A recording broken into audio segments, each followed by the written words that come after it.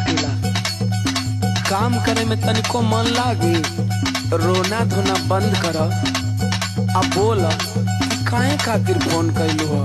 सुनी छोड़े गवना